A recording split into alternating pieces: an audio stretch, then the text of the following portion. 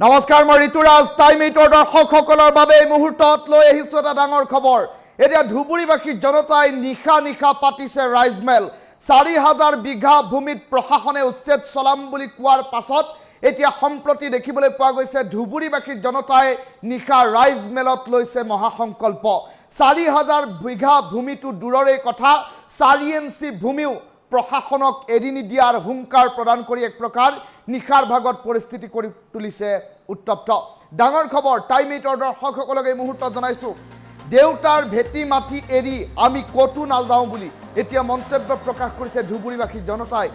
৪,০০০ বিঘা ভূমিৰ ৪ ইঞ্চি মাটিও এৰি দিয়া নহ'ব প্ৰশাসনক, এনেধৰণৰ কেতবোৰ মন্তব্য কৰা হৈছে। ধুবুৰীত কোনো পৰ্যায়ে উচ্ছেদ হ'বলৈ সংখ্যালঘু জনতাই নিদিয়ে। যদিহে ধুবুৰীত চলে বুলডোজাৰ তেনেহ'লে ভয়ংকৰ প্ৰতিবাদ হ'ব। জীৱন থকালৈকে প্ৰতিবাদ কৰিব শ শ সংখ্যালঘুৱে। ৰাইজমেলত ধুবুৰীবাসীয়ে লৈছে মহাসংকল্প। এই মুহূৰ্তৰ এটা ডাঙৰ খবৰ টাইম 8 দৰ্শকসকলক জনাইছোঁ, বাছি সংখ্যালঘুক টাৰ্গেট কৰা কাৰ্যক মানি লোৱা নহ'ব বুলিও এতিয়া ধুবুৰীবাসী জনতাই কৰিছে মন্তব্য। উচ্ছেদৰ নামত সংখ্যালঘুৰ ওপৰত হাৰাশাস্তি কৰা হৈছে বুলি এতিয়া উঠিছে অভিযোগ। বিগত ৩ দিনে অব্যাহত আছে ধুবুৰীবাসীৰ প্ৰতিবাদ। নিশা হৈছে এতিয়া ৰাইজমেল। গৌৰীপুৰ আলমগঞ্জত জনতাৰ চকুত নাই টোপনি। আমাক উচ্ছেদ কৰিলে পৰিণতি ভয়ংকৰ হ'ব বুলি ধুবুৰীবাসী জনতাই ৰাইজমেলত এক প্ৰকাৰ চৰকাৰক সকীয়াই দিয়া পৰিলক্ষিত হ'ল। আলমগঞ্জৰ ৰাঙামাটিত উত্তপ্ত পৰিস্থিতিয়ে ইতিমধ্যে বিৰাজ কৰিছে আৰু নিশাৰ ভাগত ৰাইজমেলত এতিয়া সমবেত হৈছে শ শ মুছলমান জনতা। এক্সক্লুচিভ দৃশ্যাংশ টাইম 8 দৰ্শকসকলক এই মুহূৰ্তত দেখুৱাইছোঁ।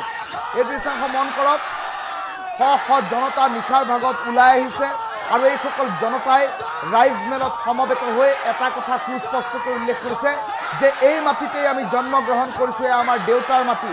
চৰকাৰে বিচাৰিলেই ৪,০০০ বিঘা ভূমি আমি এৰি দিব নোৱাৰোঁ, এনেধৰণৰ কেতবোৰ কথা এতিয়া উল্লেখ কৰা পৰিলক্ষিত হৈছে। আৰু যদিহে বুলডোজাৰ চলাই উচ্ছেদ চলোৱা হয় এইসকল লোকৰ ওপৰত, তেনেহ'লে পৰিস্থিতি উত্তপ্ত হ'ব।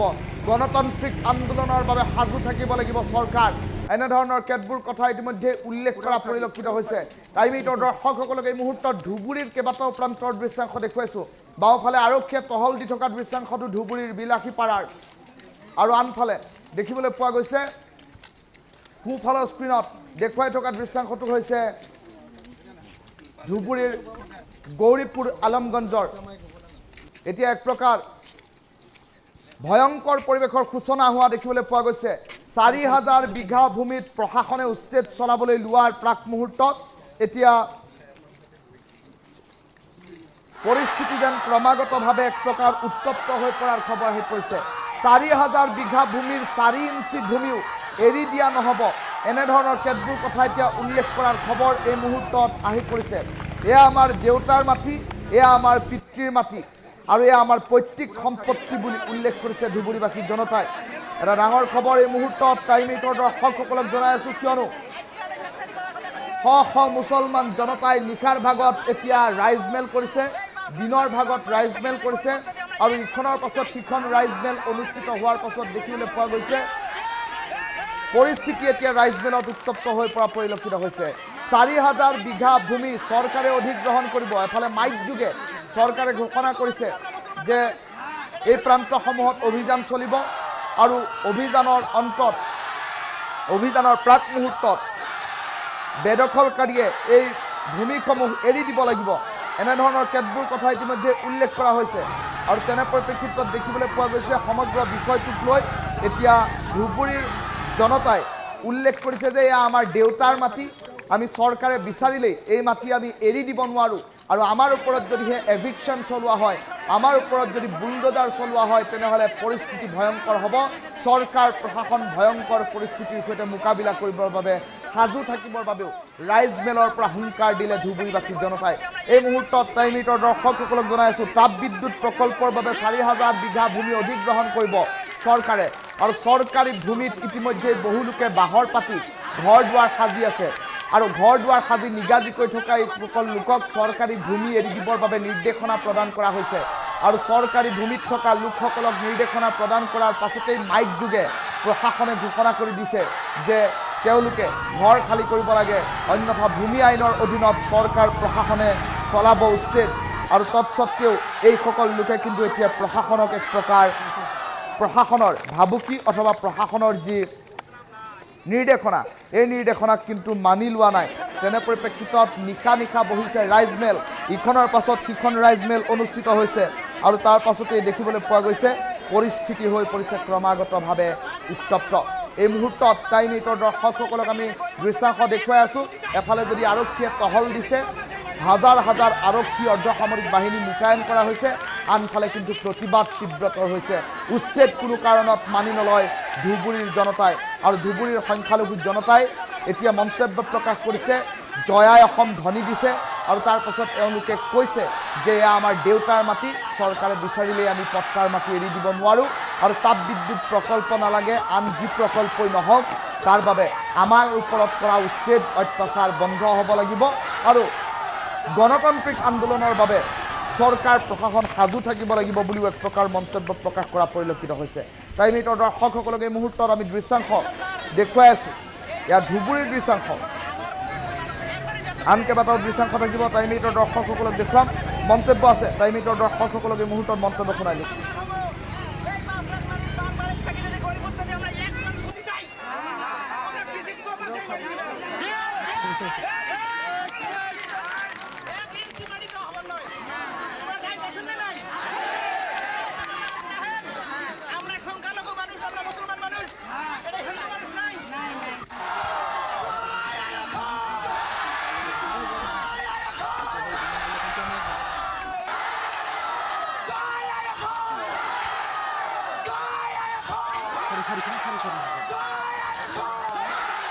দৰ্শকসকলক এই মুহূৰ্তত জনাই আছোঁ, দেউতাৰ ভেটি বাটি এৰি আমি ক'তো নাযাওঁ, 4,000 বিঘাৰ 4 ইঞ্চি মাটিও এৰি দিয়া নহ'ব প্ৰশাসনক। ধুবুৰীবাসীয়ে এক প্ৰকাৰ ৰাইজমেলত লৈছে মহাসংকল্প। এই মুহূৰ্তৰ এটা গুৰুত্বপূৰ্ণ খবৰ টাইম 8ৰ দৰ্শকসকলক জনাই আছোঁ। ধুবুৰীত কোনো পধ্যেই উচ্ছেদ চলিবলৈ দিয়া নহ'ব বুলি এতিয়া মন্তব্যত প্ৰকাশ কৰিছে ধুবুৰীবাসীৰ জনতাই। ঘনে ঘনে বহিছে ৰাইজমেল আৰু এই ৰাইজমেলত লোৱা হৈছে মহাসংকল্প। আৰু মহাসংকল্পত দেখিবলৈ পোৱা গৈছে ধুবুৰীত সৰ্ববৃহৎ উচ্ছেদ অভিযানৰ বিৰুদ্ধে এতিয়া মাৰ বান্ধি থিয় হৈছে শ শ মুছলমান। আৰু এই সকল লোকে বাৰম্বাৰ উল্লেখ কৰিছে যে চৰকাৰ প্ৰশাসনে কেৱল আৰু কেৱল সংখ্যালঘু হোৱাৰ বাবে আমাৰ ওপৰত অত্যাচাৰ হাৰাশাস্তি চলাবলৈ এক প্ৰকাৰ ষড়যন্ত্ৰ ৰচিছে। তেনেধৰণৰ কেতবোৰ কথা এতিয়া সংখ্যালঘু জনতাই উল্লেখ কৰিছে আৰু তাৰ পাছতেই দেখিবলৈ পোৱা গৈছে পৰিস্থিতি ক্ৰমাগতভাৱে হৈ পৰিছে উত্তপ্ত। এই মুহূৰ্তৰ টাইম 8ৰ দৰ্শকসকলক আমি ধুবুৰীৰ খবৰ জনাই আছোঁ। ধুবুৰীত সৰ্ববৃহৎ উচ্ছেদ অভিযানৰ প্ৰাক মুহূৰ্তত দেখিবলৈ পোৱা গৈছে শ শ লোকে ঘনে ঘনে বহিছে ৰাইজমেলত। ৰাইজমেলত মহাসংকল্প লৈ এইসকল জনতাই উল্লেখ কৰিছে 1 ইঞ্চি ভূমিও তেওঁলোকে এৰি নিদিয়ে। ইফালে দেখিবলৈ পোৱা গৈছে প্ৰান্তে প্ৰান্তে মাইক যোগে প্ৰশাসনে ঘোষণা কৰিছে যে যদিহে তেওঁলোকে ঘৰসমূহ এৰি নিদিয়ে, যদিহে মাটিসমূহ মুকলি কৰি নিদিয়ে, তেনেহ'লে ভূমি আইনৰ অধীনত তেওঁলোকৰ ঘৰৰ ওপৰত পৰিব বুলডোজাৰৰ কোব। এই কথা বাৰম্বাৰ উল্লেখ কৰি দিয়া পৰিলক্ষিত হৈছে। তেনে পৰিপ্ৰেক্ষিতত এতিয়া সমগ্ৰ বিষয়টোক লৈ আৰম্ভ হৈছে চৰ্চা। ধুবুৰীৰ জনতাই এতিয়া গৰ্জন আৰম্ভ কৰাৰ খবৰ এই মুহূৰ্তত আহি পৰিছে। টাইম 8ৰ দৰ্শকসকলক এই মুহূৰ্তত আমি দৃশ্যাংশ দেখুৱাইছোঁ। এফালে যদি আৰক্ষীৰ সমৰসজ্জা, আনফালে কিন্তু এতিয়া যুদ্ধংদেহী পৰিৱেশৰ সৃষ্টি কৰিছে ধুবুৰীৰ জনতাই। প্ৰতিবাদ অব্যাহত আছে ধুবুৰীত। দিনৰ ভাগতো বহিছে ধুবুৰীত ৰাইজমেল, নিশাৰ ভাগতো বহিছে ৰাইজমেল। ইখনৰ পাছত সিখন ৰাইজমেলত এতিয়া দেখিবলৈ পোৱা গৈছে ধুবুৰীবাসী জনতাই লৈছে মহাসংকল্প। 4 বিঘা ভূমিটো দূৰৰে কথা, 4 ইঞ্চি ভূমিও এতিয়া ধুবুৰীবাসী জনতাই এৰি নিদিয়াৰ এক প্ৰকাৰ মহাসংকল্প লৈছে।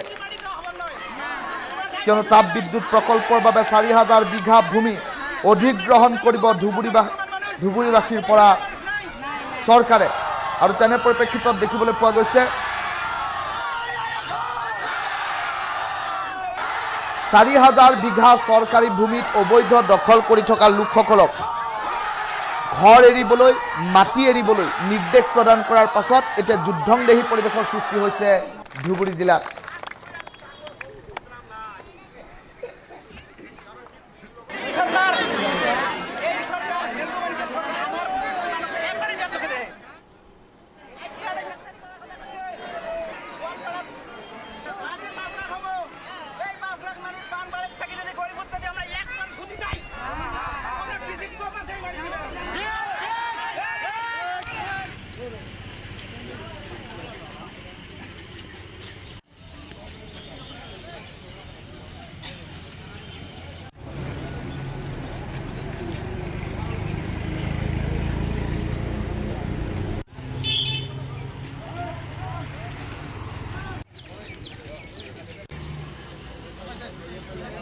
আমাৰ ডিচি মহোদয়ে কৈছে যে আমাৰ এই আলমগঞ্জ পাৰ্ট 1 আৰু আলমগঞ্জ পাৰ্ট 4 পাৰ্ট 5 আমাৰ আলমগঞ্জ পাৰ্ট 8 পাৰ্ট 9 আৰু বাঘমাৰা এইখিনি এৰিয়া যে আমাক মানে এটা জাননী দিছে যে আমি এইখিনি আমাৰ মাটি আমাৰ লাগে।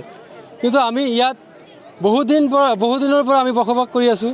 আমাৰ পূৰ্বপুৰুষ ইয়াতে আছিল, আমি জন্ম হৈ ইয়াতে আছোঁ, আমি ইয়াৰ পৰা কেতিয়াও নাযাওঁ। আৰু আমি ৰাইজে যেতিয়াৰ পৰা আমি জন্ম লৈছোঁ তেতিয়াৰ পৰা আমি ভাবিছোঁ ইয়াতে থাকিম। যদি আমাৰ ৰাইজৰ গোটেইখিনি তেজ ওলাই দিয়ে তথাপিও আমি ইয়াৰ পৰা নাযাওঁ। আমাৰ এইখিনি কৰ্তৃপক্ষ আমি সকলো ৰাইজে আমি একগোট হৈছোঁ। যদি আমাৰ চৰকাৰে যদি আমাৰ কিবা ব্যৱস্থা নকৰে, আমালোকৰ যদি ভূমিহীন কৰিব বিচাৰে তেনেহ'লে আমি কেতিয়াও ইয়াৰ পৰা নাযাওঁ।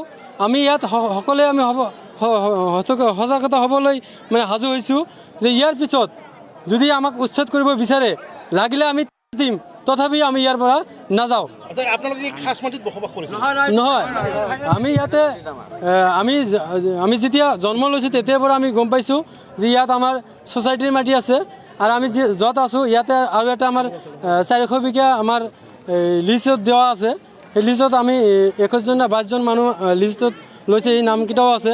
কিন্তু তথাপি আমি শুনিছোঁ যে ছ'চাইটিৰ মাটিখিনি কেতিয়াও চৰকাৰে ল'ব নোৱাৰে। কিন্তু চৰকাৰে তথাপি আমালোকৰ এনে ভুমুকি দেখাই আমালোকৰ উচ্ছেদ কৰিব বিচাৰি আছে।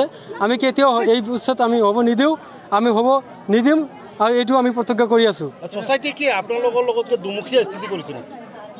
ছ'চাইটি এনেকুৱা কৰা নাই, কিন্তু তথাপি ছ'চাইটি যে হিচাপে আপোনালোকৰ 400 বিঘা দিছে, আকৌ চৰকাৰক দিছে, এইটোতো দুমুখী হৈ আছে। তথাপি কিয়নো যে আমাক ইয়াতে যদি 400 বিঘা লিজত দিছে তথাপি আমাৰ চৰকাৰক মানে সিহঁতে গোটাই দিছে কিয়? আৰু আমাৰ এই 400 বিঘা দিয়াৰ পিছত কিছুমানে আমাৰ এগ্ৰিমেণ্টো লৈছে, কিছুমানে সিহঁতৰ লিজতো লৈছে বা ন অবজেকশ্যনো লৈছে, তথাপি সিহঁতে আমাৰ ইয়াৰ পৰা উচ্ছেদ হ'বলৈ কৈ আছে কিয়? আৰু এইটো যিটো উচ্ছেদ প্ৰজেক্টৰ কাৰণে মাটি ল'ব, ইয়াত পাট্টা মাটি আছে নেকি? ইয়াত পাট্টা মাটিও অলপ আছে। যি অলপ আছে সিহঁতেও মানে কৈ আছে পাট্টা মাটিবিলাকো বোলে ল'ব বুলি কৈ আছে। যেনেকুৱা আলমগঞ্জ পাৰ্ট 1 পাৰ্ট 4 পাৰ্ট 5 এইবিলাকত গোটেইখিনি পাট্টা মাটি আছে। সিহঁতেও কৈ আছে আমি পাট্টা মাটি নিদিওঁ। আৰু ইয়াতে যি উদ্যোগ দিবলৈ মানে সাজু হৈ আছে সিহঁতে বোলে কৈছে, মানে আমি গৈছিলোঁ মানে ডিচি ছাৰেও কৈছে, কি এডিচি বাইদেৱেও কৈছে আৰু চাৰ্কেল অফিচাৰেও কৈছে যে ইয়াত এটা উদ্যোগ হ'বলৈ লৈছে, আপোনালোকে গাঁৱৰ মানুহবিলাকে কৰ্মস্থান পাব। ইয়াত এটা উদ্যোগ হ'লে আপোনালোকে মানে বহুত এটা ডাঙৰ কৰ্মস্থান পাব। আমি যদি ইয়াত থাকিব নোৱাৰোঁ তেনেহ'লে আমাৰ কৰ্মস্থান দি কি হ'ব? আমি এই কৰ্মস্থান আমাৰ নালাগে। আমি যেনেকুৱা কাম কৰি আছোঁ কাম কৰি খাম, আমাৰ এনেকুৱা কৰ্মস্থান। আমি আমাৰ গাত বিন্দু থাকালৈকে আমি কেতিয়াও আমাৰ মাটি এৰি নেদিওঁ। আমাৰ অসমৰ আমি জন্ম লৈছোঁ, আমাৰ গাৰ দি হ'লেও আমি প্ৰতিবাদ কৰিম। আমি তাই যদি বন্দুক দি কৰে তথাপি আমি প্ৰস্তুত, তথাপি আমি মাটি এৰিবৰ প্ৰস্তুত নাই। আমি কেতিয়াও ইয়াৰ পৰা নাযাওঁ। আমাৰ সব খানদান ইয়াতে থাকিছে, তেতিয়া চৰকাৰ ক'ত আছিল? তেতিয়াতো চোৱা নাই। এতিয়া আমি কিয় যাব লগা হৈছে? আমাৰ সৰু সৰু ল'ৰা ছোৱালী আমি ক'ত লৈ যাম? চৰকাৰে আমাক এইটো বিধি ব্যৱস্থা চাই ল'ব।